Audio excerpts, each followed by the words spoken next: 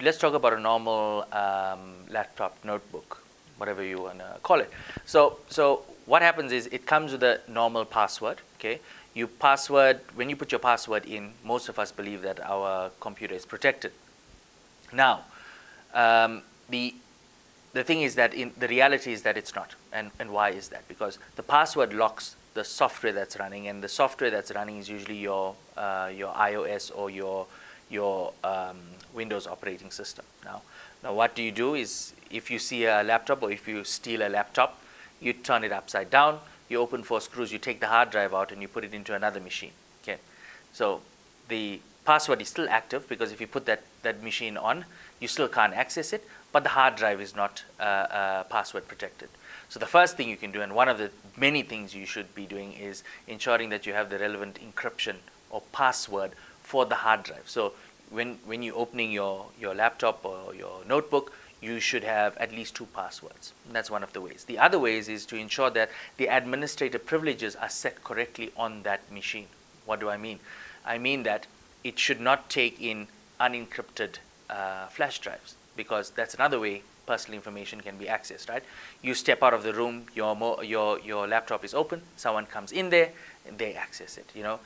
Also behavior, and that's why you can see the various effects of POPI. One is changing the settings on your system. The other one is buying a piece of software and ensuring it's encrypted. The other one is behavior. Make sure that your laptop is locked at all times, you know, before you leave the room. Make sure that your assets are controlled, and also make sure that the settings are activated, because it's not enough to have just the settings, and all of these devices come with security settings. Make sure there's a password to get in.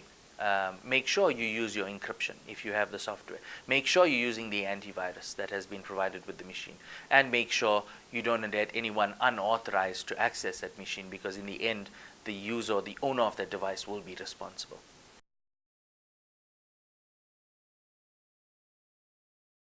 Cloud computing will definitely still be permissible and be allowed. However, what will change is the way we interact with our cloud provider.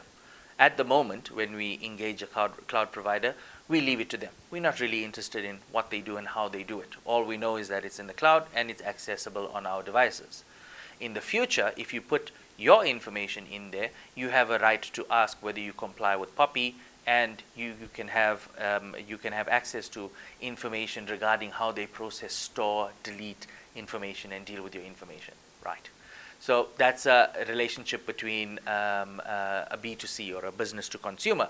Now, you and I, as business people, we may put our business information on the cloud. Now, in terms of the POPI Act, that's called an operator. Okay, you're operating on behalf of the responsible party, which is the business. Now, that operator, if there's a breach, the responsible party or the business remains responsible.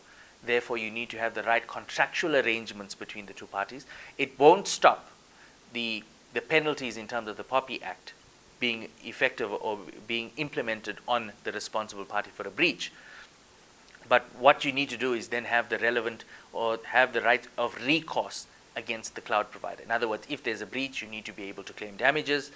You know, if there's a breach, you need to obligate them to report to you, so you can report to the information regulator. So those type of things. Remember, the Act doesn't give that type of protection. You need a lawyer and you need a contract to be able to put that type of protection between the responsible party and an operator as a business.